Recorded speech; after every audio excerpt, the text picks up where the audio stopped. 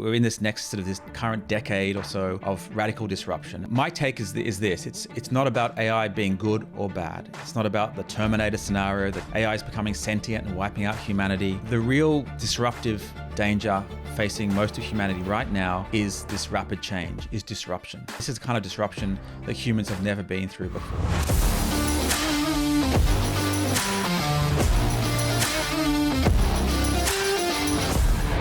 You're listening to the Born Primitive Podcast. Good morning, everyone. Welcome back to the Born Primitive Podcast. Tony, how we doing, man? Morning, Bear. Doing good. Good. Coming back from Jamaica, feeling refreshed. Good. More on that later. You got a little reset. That's right. Good. We'll talk about that in another episode. Today, we're sitting down with Professor Joel Pearson, an Australian psychologist, neuroscientist, keynote speaker. He's also a professor at the University of New South Wales. Joel is renowned for his research in perception, decision-making, and mental imagery, including a concept called Aphantasia, which is the inability to visualize mental images. As the author of the Intuition Toolkit, he explores the science behind intuition as a measurable scientific phenomenon and not just a hunch, and I'm really excited to get into that.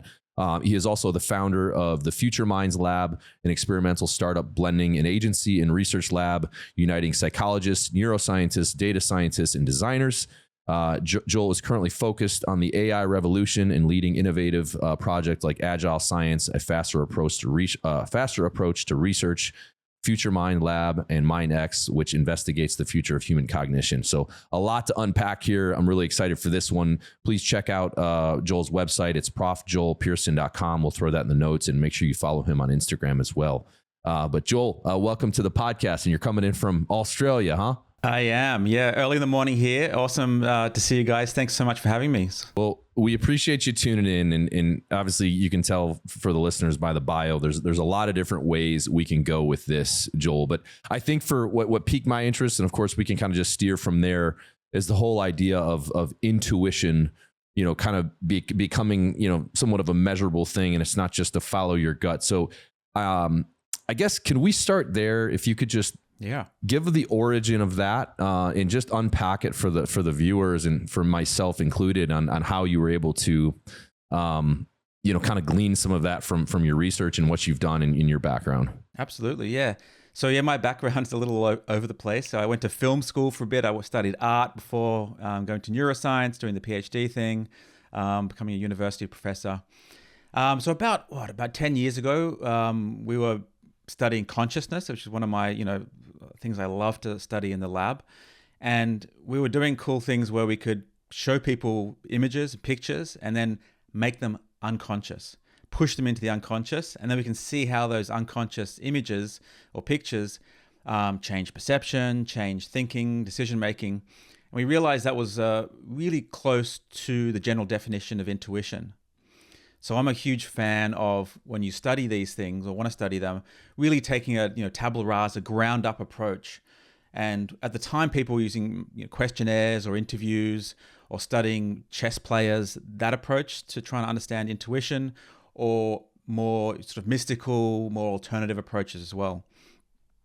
But we had this method where we could get images to people, make them unconscious. So we thought we could use that as a way to sort of create intuition in the lab. So we figured out a way to show people basically scary, nasty images or really nice images, make them completely unconscious, and at the same time, they have to make very, very simple decisions. And that let us track how people could use this unconscious information to improve their decision-making, improve their decisions. And we saw that over time, people got better and better at making these very simple decisions. And what they seemed to be doing was using the unconscious information in their brains. So there's a lot to unpack there. I can go full nerdy on this and go into detail, or we can leave it at high level. But yeah, we use some sort of almost magical tricks in the lab to get this information into the brain, and people didn't even know we were doing that. So that was kind of like the basic ingredients of how we could create intuition. Once you can create it, you can start to measure it, you can start to understand what it could be. So I have this definition of intuition that I often start with, which is the learnt, productive use of unconscious information for better decisions or actions, right? So we've got decisions and actions there, because sports are a big deal when it comes to intuition. And that's a very kind of technical, very specific definition of intuition that we came up with very early on, really to build a practical science around intuition and also to help people make better decisions. And also throw up early on, early on before we go off on any tangents, that is very different to how a lot of people define intuition. So I met a lot of people who have a very more spiritual definition, or they might define intuition as, the tapping into the blueprint to the universe or something like that. And I'm not saying they're wrong at all. I'm just saying for now, this is the best scientific definition we have to try and understand the dynamics of unconscious information in the brain, how people can learn to use that to improve their decision making. So that's kind of my mission when it comes to intuition, is to help people make better decisions. Well, what was the mechanism used to implant information into somebody's subconscious or unconscious? So it's something called binocular rivalry, which is literally putting what we see from the two eyes into this competitive rivalry state. So normally, right, I'm looking around here and each eye gets a slightly different view of things, and our brain fuses that together. That's how we see, 3D depth and all that good stuff. So what you do, if you put very different things one to each eye, like if I just put a hand up in front of one eye, I'm basically putting my system into rivalry where I see you guys with one eye and I see my hand with the other eye. So my brain can't compute those two things. And if I make this thing, whatever's in this eye, very bright and I make it flashy, then it will suppress whatever goes into the other eye. So that means if I could set this up right now, I could actually not be conscious of you, but my brain would still be processing the picture of you guys because that's still going into this eye. So you can suppress for a second or two whatever information you present to one eye. So that's this great opportunity. So you can present whatever you want. You can present scary images like snakes and spiders, sharks, this kind of thing, or very nice pictures of puppy dogs, whatever you want. And that's a way to get that information into the brain. We have tests to make sure it is unconscious, and we know the brain's processing it. We can do something and scan people, do a brain scan, or we can measure their skin conductance. We know that when we show them scary images like a snake or spider, their limbic system, the amygdala, these emotional parts of the brain are still active, even though they never consciously see the snake or spider. Is that consistent across the board as far as the findings of the experiment? Because that was actually going to be you just answered the exact next question I was going to ask, is did you see any responses from a physical or just body level that was reacting to the unconscious images being filtered through the one eye? Yeah, so that's what in our experiments we put a little thing on the finger, and that's measuring basically sweat, but it's like really subtle changes in sweat.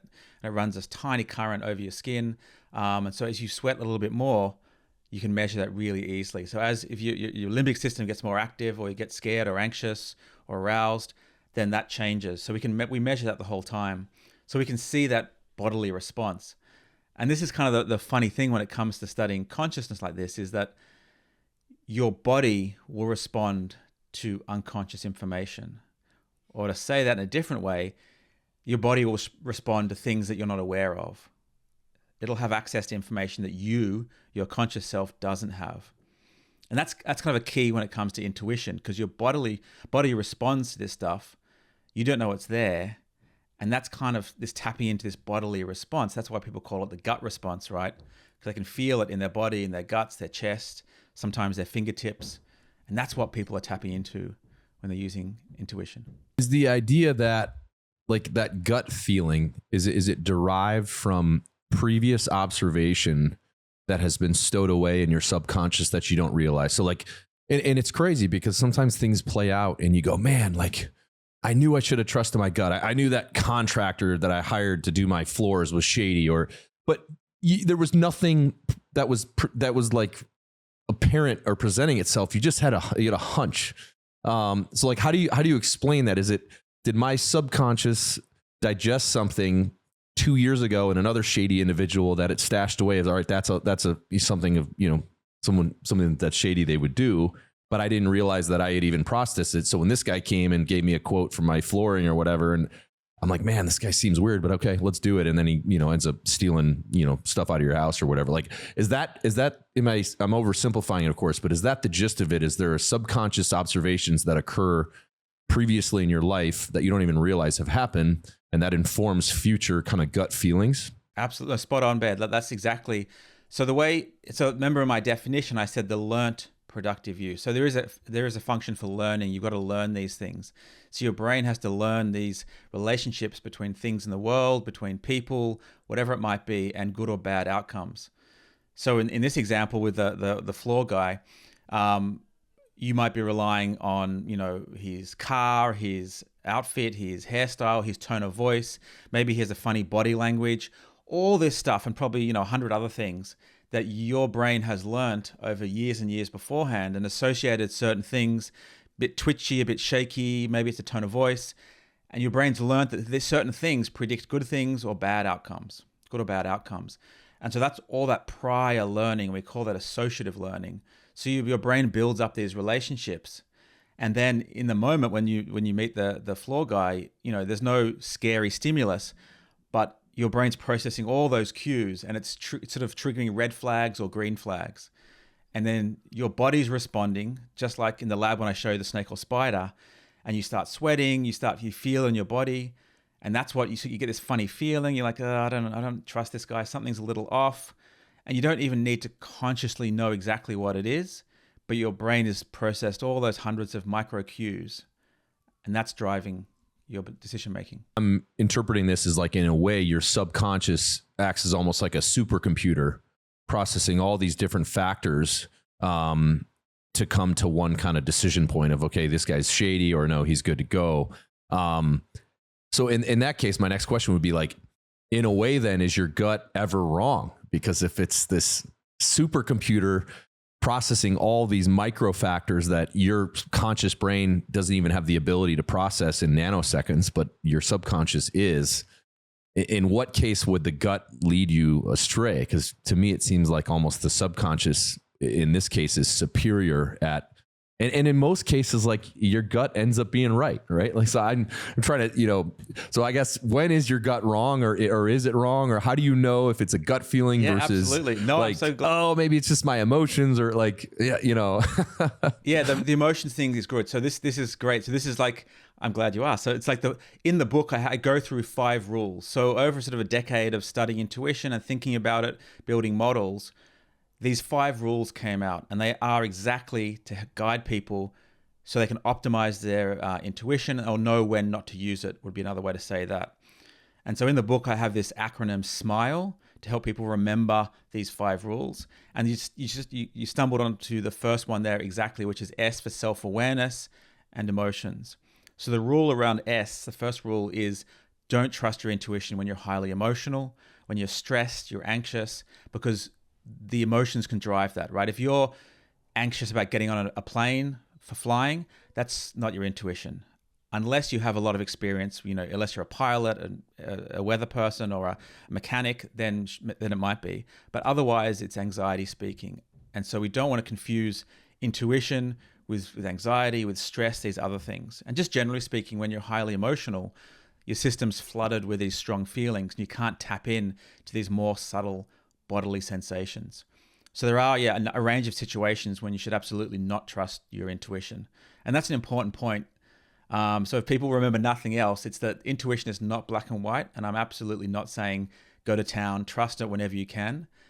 There's shades of gray there. Sometimes you can trust it, and in some situations you can trust it, but in other situations, for other topics, you shouldn't trust it. And would you, kind of drilling down onto individuals, say Bear used like the phrase, or used kind of the analogy of a supercomputer, and I'm working through this as far as how to phrase it, is like, let's say an individual had a childhood that was extremely traumatic. So a lot of the stuff they're storing maybe into their subconscious or just their conscious, maybe then when they're 20 and they're making decisions, if they start to lean on this scaffolding that was built as a child, but that scaffolding is rotting out and wobbly, could there be implications then to them trusting their intuition, because it is pulling from the subconscious, which has access to this wider expanded field, but the scaffolding that was built upon to begin with was, let's just call it wobbly to begin with. So then that perpetuates itself into the future as they go to make these decisions kind of trusting their intuition? Do you kind of see the framework I was trying to get to? But Yeah, I think so. Yeah. So absolutely. One is, yeah, if you're just, you're stressed or emotional, then don't trust intuition. But also your brain can learn biased or false links between things, or overly strong, right? You could have had a really bad experience with a certain type of person or a certain animal or a car. And that, I guess you could think about this as a weak version of post-traumatic stress disorder or something. And then you're going to have this strong anxiety response from, a loud noise or a particular person or a location. And again, that's not going to be intuition. That's going to be the response of this very strong learning and the anxiety or stress response associated with that. So that kind of taps into, childhood trauma or an accident or whatever it could be. And again, we don't want to confuse that with intuition because it's something else is driving that. Similar learning mechanisms in the brain, but I don't think we want to confuse those two things. And did you find that there was a baseline discrepancy between certain individuals? I'm assuming there's got to be a spectrum of kind of where people fall naturally without ever even heard of you or kind of the research surrounding what you're doing. Did you find that there was a large variance between that spectrum? And what did you, if you had to do your best to hypothesize, what was the causing factor or one of the causing factors behind that spectrum? Where would you land on that? Yeah, absolutely. So there's a huge individual differences. So, we can give questionnaires to people, and some people will report, I use my intuition every day. Most of my decisions feel intuitive. Other people report like that never happens. They're very rational. Every decision they try and go through consciously and logically. And when we get those different groups into the lab and we test them on our lab-based subjective measure of intuition, we see big differences in the data. So the people that report making everyday intuitive decisions, they get a big impact from these unconscious images. So they can utilize that information much more than someone who makes rational decisions. And we think a big piece of that puzzle is something called interoception, which is simply a fancy word of talking about internal perception. So that's like, am I hot? Am I cold? Am I hungry? I need to go to the bathroom? These kinds of things. And one of the popular tests for that is you can sit someone down and without putting their hand to their neck or their wrist, we ask them, can you feel your heartbeat? And they have to tap that out with a finger on the table. And some people can do that super accurately. They can just tap out their heart rate. Other people have no idea. And so there's this big difference in this internal sensitivity. And so if you think about that for a sec, and our body is tapping into the unconscious signals in our brain, and we learn to use this bodily response, this slightly elevated heart rate or sweating or this bodily change. Some people are more sensitive to that than others, so they're going to keep feeling that signal and they're going to learn to use it in their decisions. Other people are not going to notice it, so they're not going to develop that habit of relying on that for decision making. And where do you think that sensitivity or the initial kind of propensity to use that stems from? Oh, that's a good question. I don't think we know the answer to that. In a similar way to perception, people's perception of the world is different. Some people they're much more sensitive to very dim colors and shapes. Other people, not so much. And so there is difference. There's a range of different things. There is genetics that speak to that a bit. The brain structure, how large or small different sensory parts of your brain are, can influence that. So there's a range of different things from probably the genetics to some experiences and the brain structure. There are genetics that drive the size of your visual cortex, the back of the brain. So there's a range of factors there, from genetics through to behavior, and even the sense organs in your body. So we don't have a slick, clean answer to that, but it's probably a range of different things. And could you, I love what you said about emotion and kind of making sure you're parsing that out from the word, or using your intuition and making sure you're not coming at it from an emotional state, because that's going to influence kind of by definition what actually you're using to make those decisions. What else is part of because you have an acronym SMILE, correct? What are kind of the other aspects that constitute that acronym? Yeah, so next is M in SMILE, and that's for mastery. And that's really behind a learning thing I mentioned before, this associative learning. And so you don't want to use your intuition for something completely new. If you've never played chess, you can't sit down and be an intuitive chess player. You have to give your brain time to learn all these associations between the chess patterns and possible outcomes. If you've never played tennis before, you can't rock up and be an intuitive tennis player. Your brain has to learn. So you need some level of mastery for whatever it is. before you can use intuition. So there has to be some learning there. So next is I in smile, and that's for impulses, instincts, and also addiction. So we have instincts, right? And they're things that we're born with. That might be if I bite into a lemon, my face will screw up with the flavor. If I give a baby a lemon, their face is going to screw up. They're things that we're born with that stay pretty constant throughout our whole life. And there's very simple ones like the lemon, but there's also, fear of uncertainty. Humans, primates, pretty much all animals really dislike uncertainty. And we can come back to this later on with the AI revolution and stuff, where the world's changing so quickly. We just hate uncertainty. So that would be another example of an instinct we're born with and pretty much sticks with us throughout our lives. Whereas intuition, as I just said, is based on learning.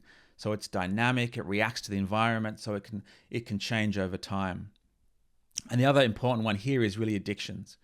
So whether it's your drugs, your alcohol, your behavioral addiction like gambling, social media, also food's highly addictive. The drive and that pull, right, that craving that people can have for any one of those things can feel a lot like intuition. But again, it's not intuition, it's a craving that's driven by the addictive systems in the brain. So we don't want to confuse that craving for addictive things for intuition. And people often will confuse those or say, oh no, I need to check my social media. They've got this drive. I've got this intuitive feeling my post has gone, viral or something. And again, it's not. It's addiction. And we can tap into the intuitive eating is a whole thing. It's a whole subculture. There are books on intuitive eating. I think that's a terrible idea. I think it's really dangerous, right? So modern foods, as you guys, I'm sure are highly manufactured and designed to be addictive, to not fill you up. And it's like a drug, right? So this idea of intuitive eating, where you just go to town and eat as much of whatever you want, whenever you want, and your body will naturally figure out this natural baseline, has a bit of a problem when it comes to modern foods, right? Sure, if you're living a whole food diet on a farm, I'm sure that's fine. But if you're eating modern, highly processed food, then the idea of intuitive eating, I think, is a dangerous one, and I don't recommend that for people. Well, I want to have a little fun with this one. Probably a relatable topic of talking about intuition and love. And I think many people can relate to, when they find, maybe a romantic partner that ends up being a wife or a spouse or whatever it is. There's a different energy associated with that individual that is immediately recognizable. And it's not necessarily that they're more beautiful than any woman you've ever seen, or, it's something you can't measure. In many instances, a lot of people have vivid memories of, the first meeting and where they were standing and what he or she was wearing, all these things. So I'm curious, in all of your research, is there anything derived from, the intuition concept that can be tied to love in a draw to a particular romantic partner? Because, that feeling and that, what I just explained, there's no really logical explanation for it. If you meet a girl who is pretty, but she's, there's a lot of pretty girls in the world, but for some reason you're just like, holy crap, this is just this is the person I need to marry or whatever. I mean, people, this is a real thing. What is driving that? Is any of the research you've done, like shedding light on that phenomenon, or is that just, is that something else? So let me tell you a story. So it was before I got married, so a while back, but I was on a first date and we decided to do rock climbing on this first date, one of those indoor rock climbing gyms. And we're in there, we're climbing, I'd climb up, she'd belay, I'd fall down, and then we'd switch over. And it was amazing, right? We're just having crazy chemistry. It feels awesome. Everything go, all on, right? Next time we meet up, we're not rock climbing, we're doing something else. And we're like, doesn't really feel the same. The chemistry is not there. And then the third time we meet up again, not really, it's not clicking, there's no chemistry. And this struck me for years. I was like, why did it feel so right that first time? And then every other time afterwards, not so much. And I realized it's something we actually know a lot about in psychology. It's called arousal misattribution. And it turns out that humans are just terrible at understanding where arousal comes from. So in the rock climbing example, right, we're climbing high up on these things, falling, swinging into the wall, and there's a lot of adrenaline there, heart's racing, sweating, we're all pumped up. And humans get confused. We get confused. I was confused thinking that feeling, that elevated heart rate, the sweating was coming from her. But it wasn't. It was coming from the heights, from falling off the climbing wall, and vice versa. And so there are cool experiments where they've done this, where they put people on this rickety bridge and they're high up and that's all, the bridge is wobbly, and another group goes on these low, very wide, stable bridges. And in the original study, they had an attractive female standing up there, and the participants were men. And she'd say, "Excuse me, can you fill out this little thing and just write a short story? And here's my phone number. If you want to get in contact with me, give me a call." And they found that a few things. One, that all the guys up on the rickety, dangerous bridge pretty much all phoned up. When they wrote this little paragraph, this story, they started writing themes about love and attraction and sex and stuff. On the low, stable bridge, not so much. And it's a great example of this, that we get confused about what drive these things. And you can see in some of the reality TV shows, the producers will use tricks like this to get people all pumped up, and then they think that's coming from the other person. And it's another reason when it comes to intuition that we need to be very careful. So when we're highly aroused, like I was saying, we're emotional. If we're highly stimulated, we've taken drugs, or we're doing something full of adrenaline, we can confuse that and think it's coming from something else or someone else. So you have to be very careful of these arousal situations. Well, I don't want to get us off the rails too much, but have you seen the show Love is Blind? Oh, yes. I've seen it. Tony, have you seen it? No. It's absolute trash, but it's kind of addictive. Where they, these people, they're behind walls and they do all this speed dating, and then you eventually like propose to the person across the wall, and then you meet them like thereafter, and then you go on like a honeymoon, and then like you see if you can actually like stick it out and actually get married like 3 months later. But they document the whole thing, right?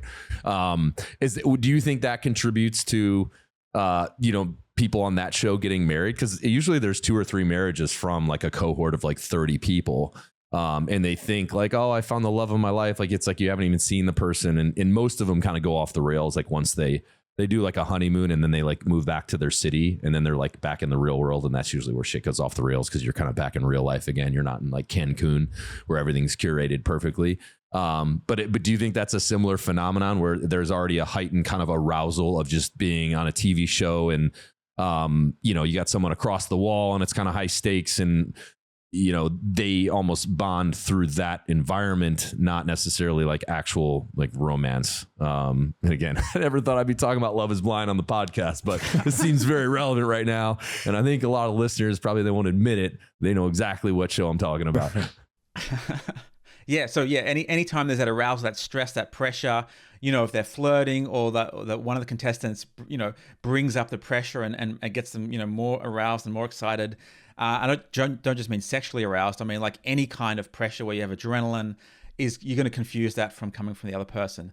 But there's this fairly famous story from when is it? The early 80s or late 70s, from The Dating Game, which is this old show. I think it was Chuck Barris.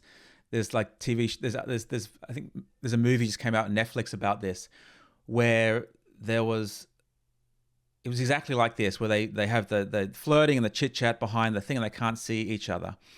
And she meets him after the game, and she gets this icky vibe. She's like, "No, I'm not feeling this." And she ums and ahs and talks to the producer, and they're meant to go play tennis or then go on a trip somewhere because they won. And then she pulls the plug completely and says, "No, I don't trust him. Something's off with this guy." And it turns out that he was a serial killer. And he had been arrested like twice before. Somehow he got on the game show. And she talks about using her intuition, but she didn't get that intuitive signal till she met him in person, was close and could talk to him. And then she kind of freaked out a bit.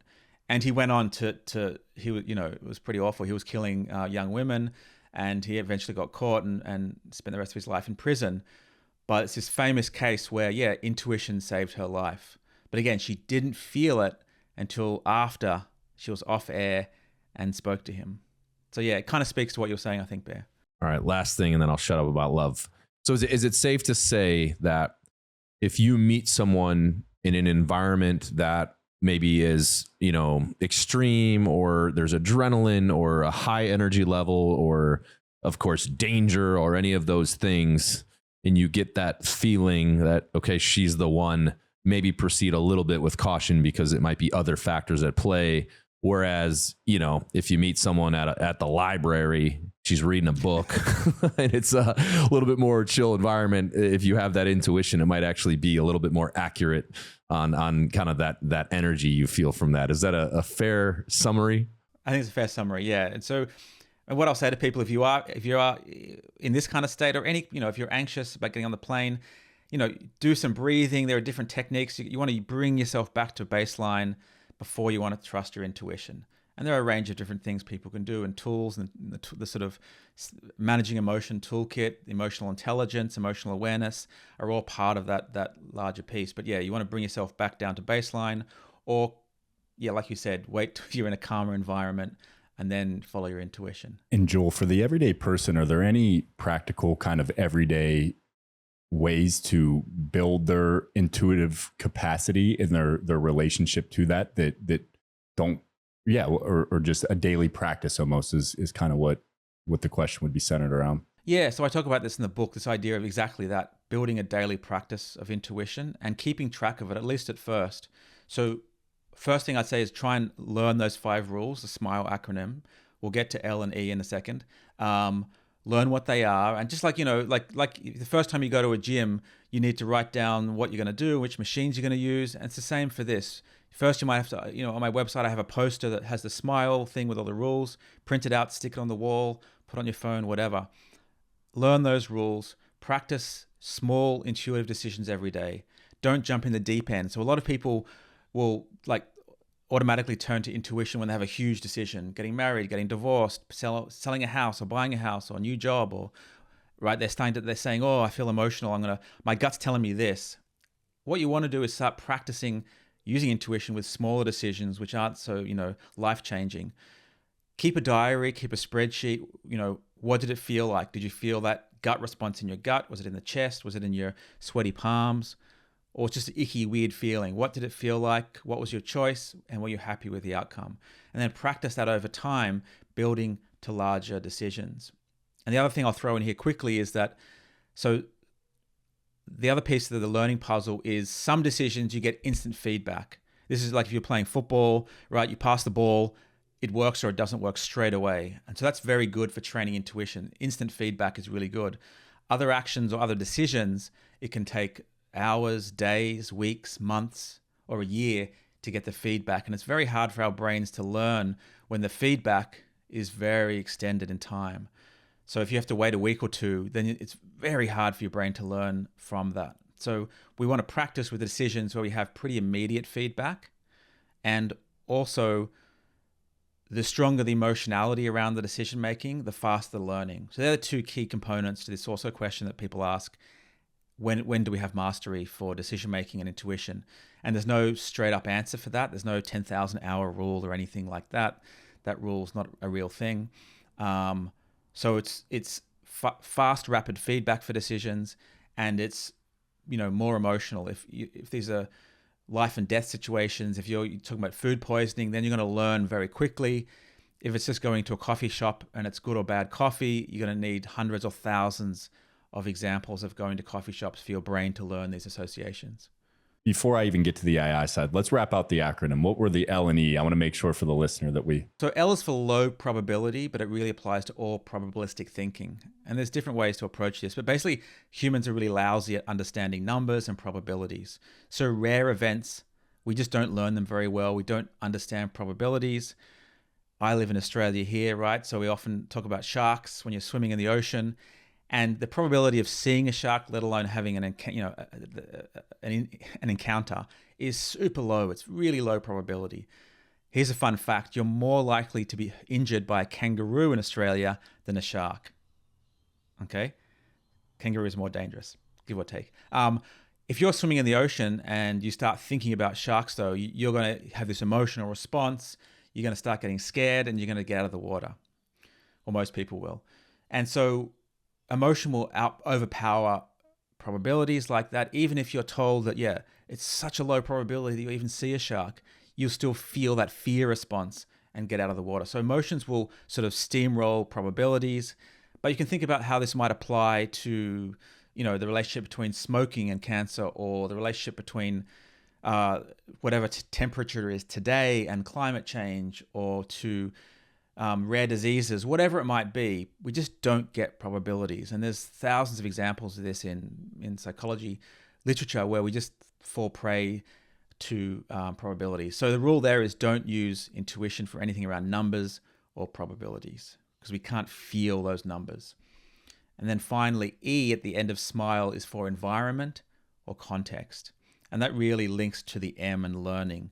So the learning we've talked about is context specific or environmentally specific. So you can train your intuition and learn it in your office at work. You come home and that intuition won't transfer that well to a different location. And that's because when we learn things like that, not only are we learning the thing, but we're learning the space. In other words, wherever you are when you learn things gets attached to that learning. And this is like an old hack for when you're studying for exams at university or school. People will have found that you study in your bedroom, you go into schools for the exam, and it's much harder to remember that stuff than it was in your bedroom. So people do these study hacks where they chew gum when they're studying, and they chew gum during the exam. They'll put fragrances on them when they're studying, and put the fragrance on when they're in the exam hall. And that is all an attempt to recreate the same environment to give you better access to what you've learned. And it's the same for intuition.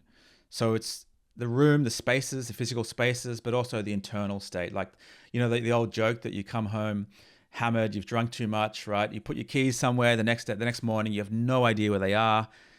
You have a drink, bang, you remember where the keys are. And there's actually something to that science. Getting intoxicated again actually gives you access to those memories. And so it's the internal state and the physical space you're in. So yeah, those things are attached to learning. So when you've honed or trained your intuition in one place, be careful transferring it to another place. And I'll often mention Steve Jobs. Everyone knows, co-founder of Apple, ran Apple for a number of years, built Apple up to what it is, had his hand in some beautiful product design in Apple, and he talked about intuition. He went to India to study intuition when he was younger, and he talks about using intuition at Apple.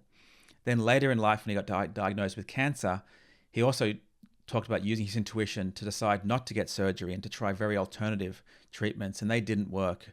And most doctors, most people agree that if he had the surgery early on, he wouldn't have died. He would have been okay. And that's an example where his intuition was really honed and expert at work, business, product design. At home, with health decisions, not so much. So we need to be careful training our intuition and where it works in one situation and then transferring that to a different situation, because it won't necessarily transfer well. So that's the E there. So that's the 5 rules, SMILE acronym. It's in the book. Yeah. Try and absorb it, try and learn it, try and understand it until it becomes second nature. And I think it is really at this time, the best rules that are available to optimize your decision making, to optimize intuition, and also to help bring in your emotions into your decision making. Yeah, the next time you wake up with a hangover, you can say Joel Pearson said you can have a beer in order to remember the night before. You heard it here first. Neuroscientist told me to drink. Yeah. So Joel, let's shift gears a little bit and go to the AI side of things, because something you said earlier is something I've really been sitting with when you look at how quickly that space is evolving. I mean, look at 3 years ago versus now. It really is insane. And I'm somebody I would call myself kind of in the middle as far as my both education surrounding it. I have some individuals very close to me that I would put kind of on the far right of the spectrum, where that is a space they're very competent in. And something I wanted to explore within myself is, I think my natural reaction was to be hesitant. And that's why I'd love for you to unpack, because you put words to like, hey, that's a very natural thing to feel surrounding a subject that is so new to us as humans. But then the exercise where I was really reflecting on this is, I always try to pull things forward 80 years or back 80 years and say, okay, 80 years in the future, what would I look back on right now at what I'm doing or us as a culture doing, and kind of laugh at the way that I'm perceiving that now. And that could be even when you look at super processed foods, like that's what I'm passionate about, that because I think at some point in the future, we will reflect back and be like, what the hell were we doing to our bodies? So I bring that up only in the context of AI, it kind of was able to check myself and say, hey, these feelings of hesitation you have surrounding this are because it's brand new and it's something that is moving so quickly. But where do you land on it? And using me as a case study, is that a very natural feeling? And how can we maybe drive a little more self-awareness so that it doesn't become this all-encompassing fear where people are afraid of innovation that's bound to happen? It's inevitable at this point. Absolutely. No, this is a huge topic, and it's one that, it's become my new sort of life mission at the moment. So I'm writing a new book on this. I've been traveling around giving keynotes on this. And my take is this. It's not about AI being good or bad. It's not about the Terminator scenario that AI is becoming sentient and wiping out humanity. The real disruptive danger facing most of humanity right now is this rapid change, is disruption. So we're in this next sort of this current decade or so of radical disruption. And this is the kind of disruption that humans have never been through before. And I think a better way to think about AI is almost like an alien species has come to Earth. They're integrating to living with us. They're going to work for us. We don't really understand how they think. They seem very intelligent, but we don't really, even the people making these things don't understand how they think or process. It's a bit of a black box. And AI, whether it's the real-time deep fakes, whether it's a humanoid robots, I think we're going to see, jobs, a large portion of jobs disappear, right? All the management firms are trying to predict whether 20% up to 60% of job losses over 5 to 10 years. So we're going to see a change in jobs and work as we know it. We're going to see a complete change of education. Do we still need schools and universities? Right? If I have a personal AI that has access to all the information in the world, it's more or less smarter than me. It's tapped into my physiology. It can read my heart rate, my skin conductance. I can use it for intuition, right? So if I have that with me 24/7, what is the role of school and university or education in general? And we don't have a good answer for that. It has to change. Of course, businesses and governments are going to become largely run by AIs and everything in between. So we're looking at a societal disruption that we've never seen before. And change is difficult, and change is more difficult and more scary when we don't feel like we have control over it. And that's what we talked about uncertainty earlier. And that's really this wave of uncertainty is washing over people as they get exposed to AI, as their companies bring AI products and services into their companies, right? People are freaking out with anxiety. Everywhere I've been going, I always ask, how are you feeling about AI, and people put up their hand, they're feeling anxious. And they're not feeling anxious about AI wiping out humanity. They're feeling anxious because they don't know what's going to happen next. Will their job be around in a year or two? Do their kids need to go to school or university? No one knows what's going to happen. And we know from a ton of neuroscience that not knowing what's going to happen next puts us in a state of fear and anxiety. This happens to animals, monkeys, it's a biological thing. And so that's what we're facing right now. We're seeing this mass sort of wave of uncertainty and hence stress and anxiety. So we can turn to change management. So in organizations, change management is a big deal. Every time an organization has to go through change, they bring in management experts who understand the different stages of change and what people need to go through. I think that's a really nice metaphor and way to think about what we need to apply to individuals, to families, to companies, organizations, but to whole nations. We need change management, AI-ready change management, right? We need help to get AI ready. And those change management plans always start with education, getting people to understand what AI is, what's happening, why it's happening, how long-term it will be for the greater good. But right now it's very disruptive and it feels uncomfortable. And the other thing, like you mentioned, is that whenever I give these keynotes, there's always a certain number of people who would just want to, pull the plug, go and live off grid, don't touch AI, don't use the internet. And that's a legitimate response.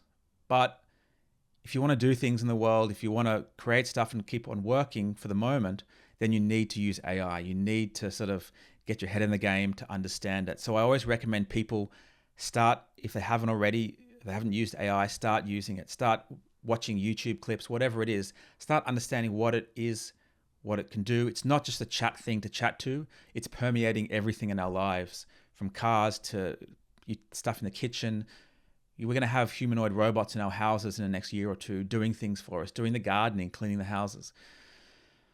So it's a massive topic, like you said. But I think that's where we need to focus right now, is how can we best prepare people for this change? They don't feel scared. They don't feel anxious. When you're in this anxious fear state, you're not going to be the best dad, the best partner, the best wife, whatever it is. Your productivity, your innovation and creativity at work is going to go down because you're going to start being, scared. I consult with companies who bring in an AI product, and they just bring in the AI product, give it to their employees, and they freak out. They get anxious. Sure, they can increase their productivity, but what's going on under the hood is they're thinking, oh shit, I've only got like a year or two until this AI takes my job. And so by introducing an AI product without change management, the human side of the AI revolution in a company, you are really hurting your staff. So that's really my take. That's the general landscape of what's going on. I've developed sort of small scale AI change management plans for people, but there's so many other things happening. We have artificial intimacy. I think these artificial intimacy apps, people are having long-term, loving, in-depth relationships with AI agents. And these should be banned in young people. We've seen death by suicide by a few young people now who have had their whole worldview changed by these AI conversations. People are married, they're getting married to these AIs. I do think this artificial intimacy, I call it the other AI, is this new frontier. I think it's going to take over from TikTok and Instagram. It's going to take over from social media. We don't understand a lot about it, but it is doing a lot of strange things. Then you have deep fake media. We've all grown up and lived in a world where seeing video and photos meant that thing really happened. That's no longer the case. If you go on TikTok or Instagram now, you'll see crazy stuff. What did I see yesterday? Oh, I saw a video of a guy barbecuing baby dolphins on a barbecue, right? And cutting them up. And it looked real. And so in other words, we're just getting flooded with fake synthetic media now. And that is changing the way we see reality, seeing videos. We can do real-time deep fakes now. I can have a plug into my webcam now, and you could see me as Brad Pitt. I could change my voice. You'd have no idea. And people are getting scammed by these real-time video deep fakes now in Zoom calls. So it's a whole new world, and we haven't even got to universal basic income and all that great stuff on the horizon. But I'll finish my TED talk now and let one of you guys do it. Well, I think you bring up a good point. Is as far as at least this is my perspective, the educational side. Lean into it because it's coming, whether you want it to or not. So don't be the guy that knows nothing about it. But I think the concerns are very valid because like there's so much money that's getting invested into AI right now that my fear is that a couple things. Let's say it's a private company that is trying to be on the cutting edge of AI, and let's say they've pumped $10 billion into this or 50 billion, whatever it is, and they're trying to have that advantage of being on the forefront, and they discover something in their development of the next version of it that presents a legitimate danger to society. I was listening to Wall Street Journal podcast, and I'm butchering a little bit. In one instance, in a controlled thing, the AI tried to hack like the source code of and this isn't my lane, but it was smart enough to realize they're about to shut me down because this is a controlled experiment. So let's try to hack into the same system and duplicate the code, and we'll make our own. And it was smart. And this is a machine that was able to figure that out. So my concern is, let's say your company and you have a bunch of investors and you've put $50 billion into this project, and you think your investors are about to make billions and billions, and everyone's high-fiving, and you're leading the race, and you discover something. Oh man, this now has the ability to self-learn and do XYZ, which could be destructive to society or whatever. And they go, well, do we want to disclose this to the whole world and have everyone stop what they're doing immediately because we now realize that this is an existential threat to society? In that case, they are not going to have that moral compass to be like, okay, it's all for nothing, throw it all away. They will be compromised because they're not going to, just throw $50 billion down the drain.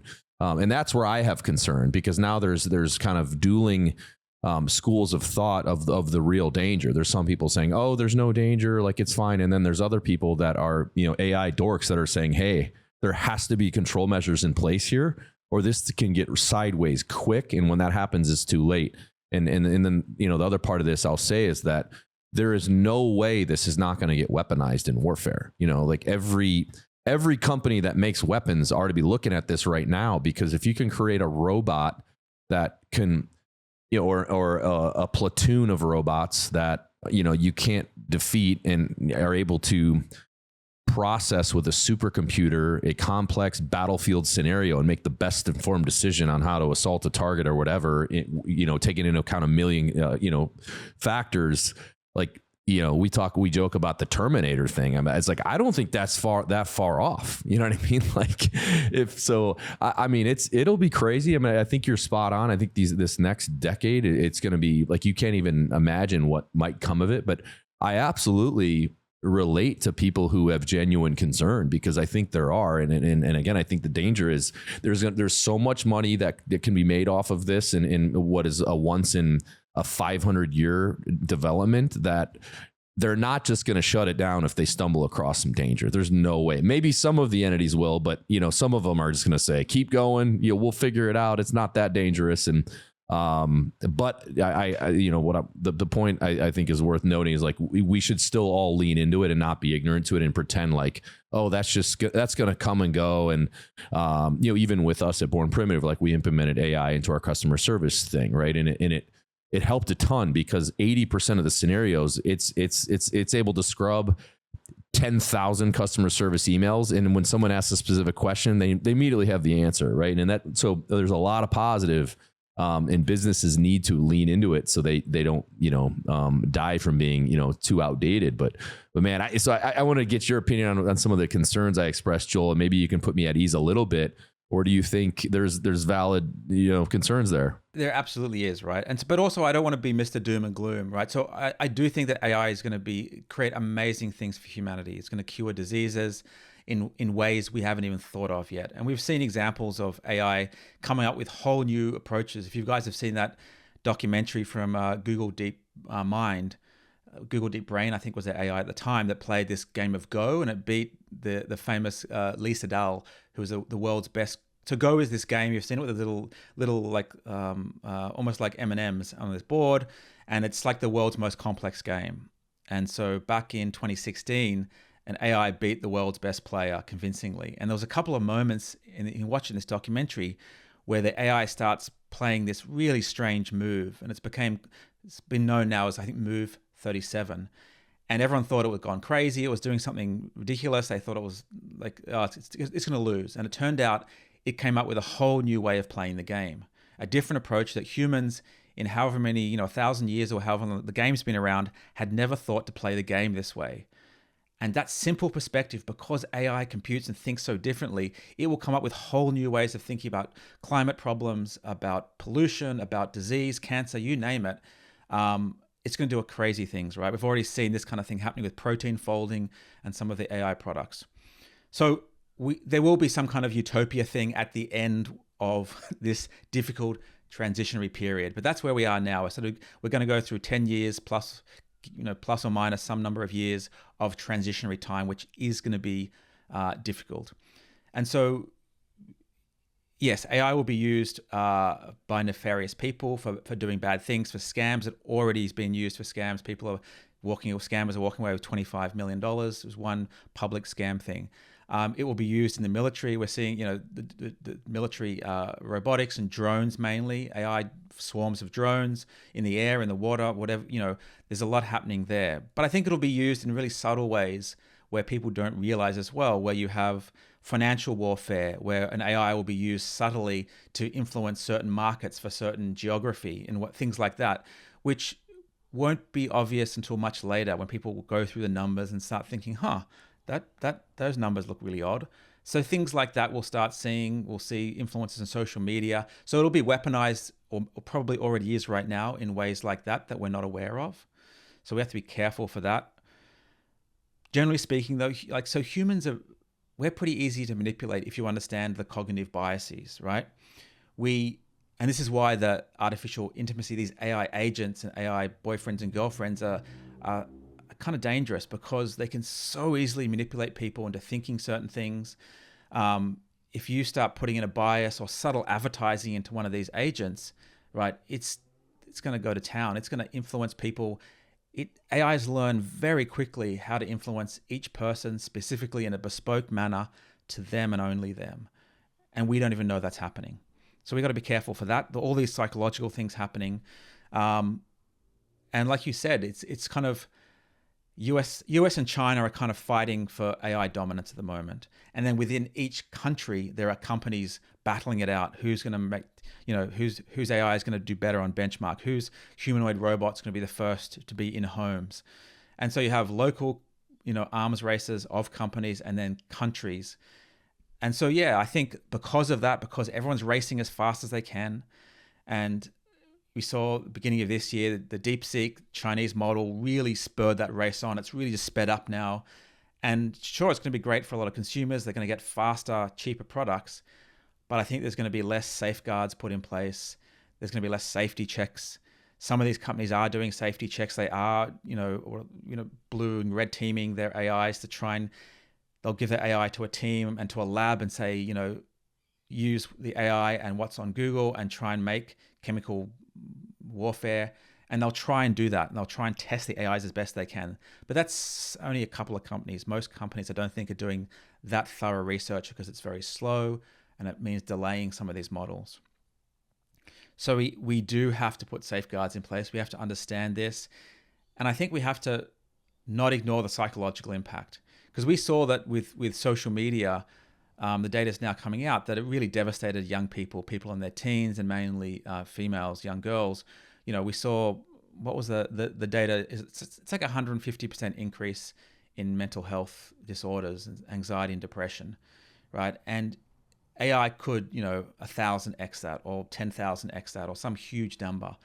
And we won't know it's happening until later on. So we have to be very careful. And psychological stuff tends to get ignored because it's not as sexy on TV. It doesn't create as good stories in the media.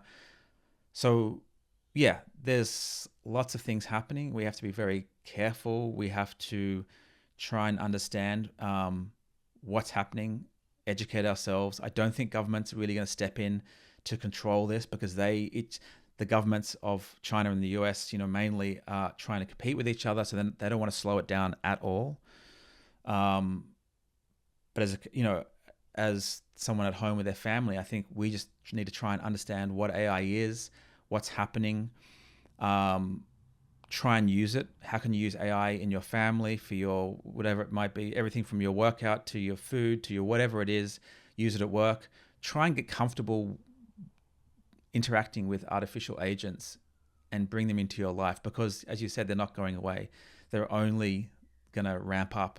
And they're going to ramp up massively over this year and next year. So, yeah, disrupt it. The innovator's dilemma when it comes to startups and companies is, you don't want to. People are scared to disrupt themselves, but in terms of AI, I think each individual should disrupt the patterns and habits they already have, even if they are productive and they work well.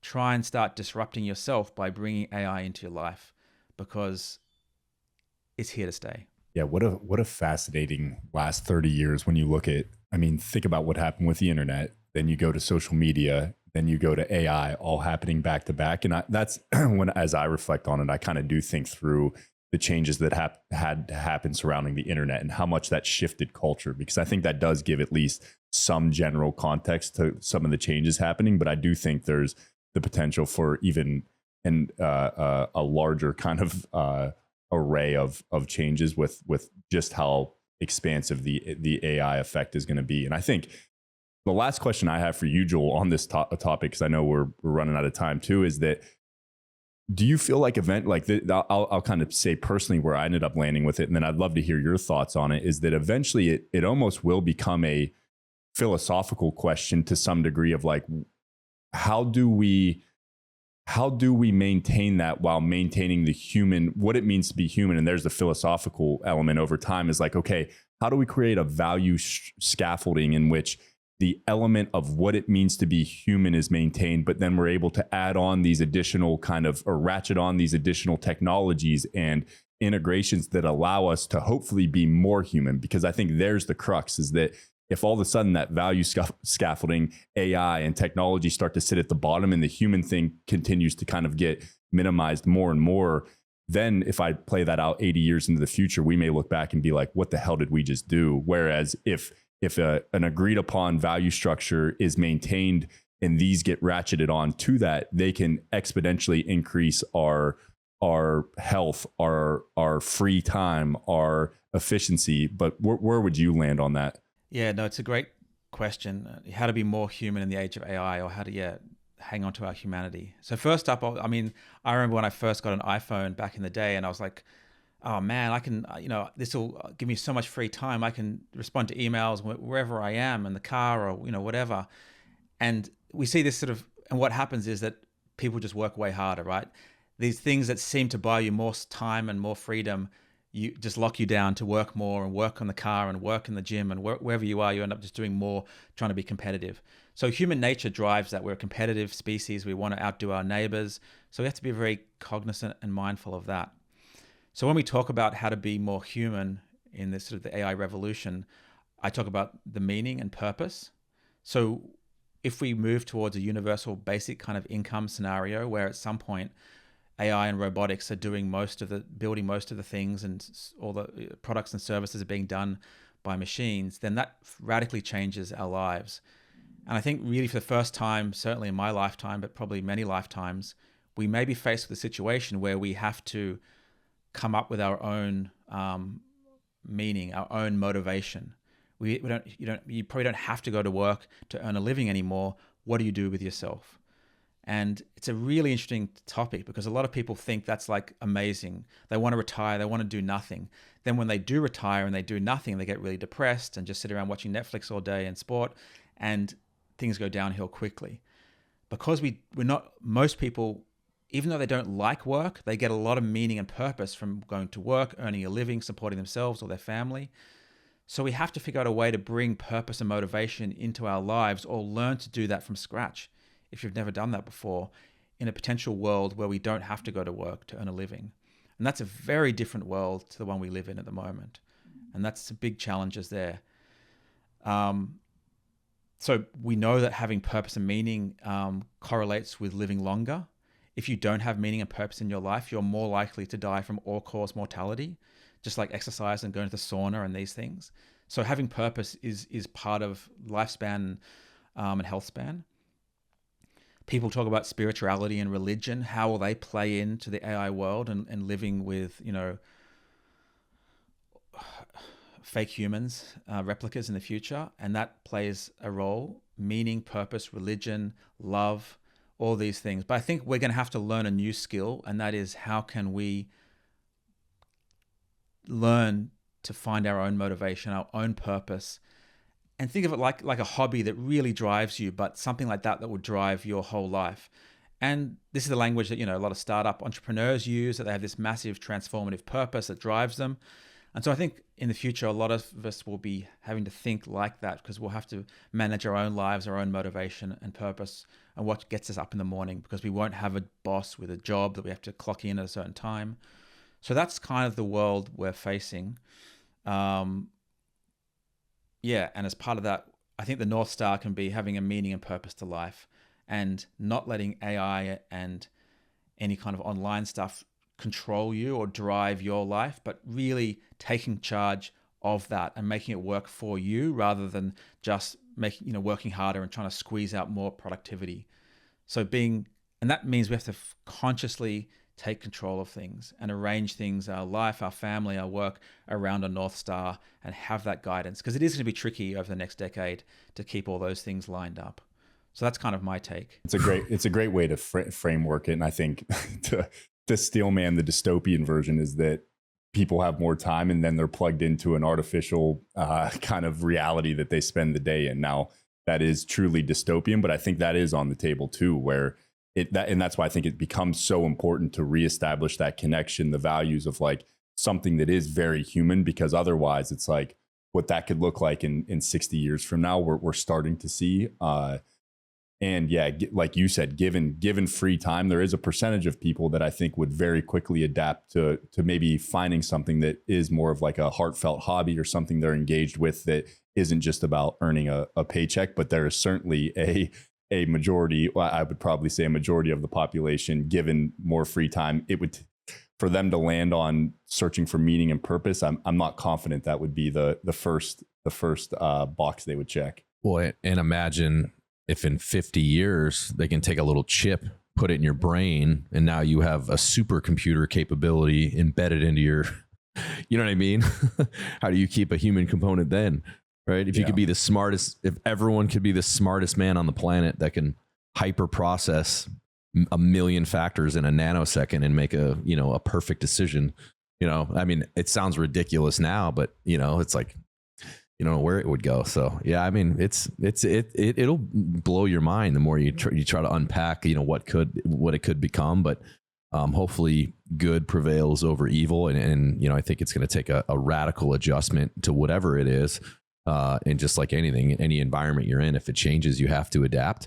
And denying its existence isn't going to help you at all. And I think Joel, you kind of, laid that out very well. And I think that's the near term practical solution in the moment is just become versed in this as much as you can. Don't deny it, and be ready to pivot from there. But, Joel, I want to give you closing thoughts, man, and obviously the opportunity to plug anything as well. I was going to throw in one more point that I missed before, which is important, is that tech and AI is changing exponentially, which means the rate, it seems to be doubling at the moment, every 6 months to 8 months. And humans are terrible. We don't understand exponential change. That's that hockey stick function we see in graphs. So when things are very small and they double, it looks like nothing's changing until it gets really big and then it goes crazy. So I always point this out because I think people tend to underestimate this exponential change. We're used to seeing very linear change. Each step we take is the same, a meter or so or yard. And we're very used to that. It's how our brains evolved. We don't understand exponential change at all.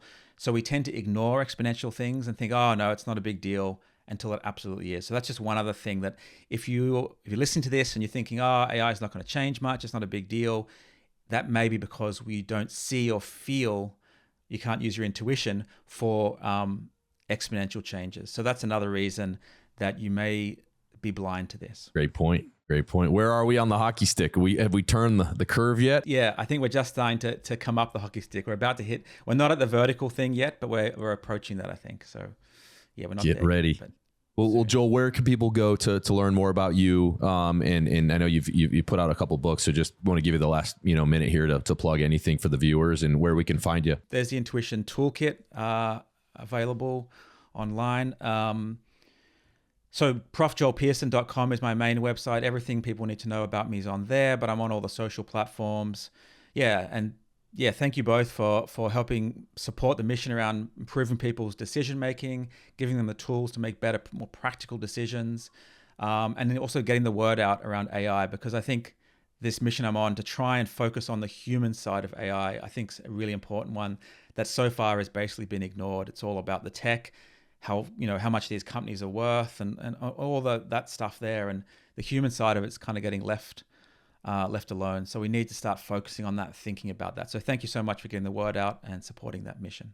Well, perfect. Well, Joel, thank you so much. I know you got up early over in Australia to take this one. So we really appreciate your time. And obviously you're coming with a absolutely stacked resume with so much insights for us. So we appreciate it and stay in touch, and we'll see how this whole AI thing plays out. Maybe we'll check in with you in a year and see where we're at on that hockey stick.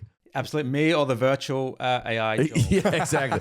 There's going to be 10 Joels. In a year, there'll be 10 of you. You'll be doing 10 podcasts a day. Awesome, guys. I appreciate it. Thank you. We appreciate it. Thanks so much. Thanks, Joel.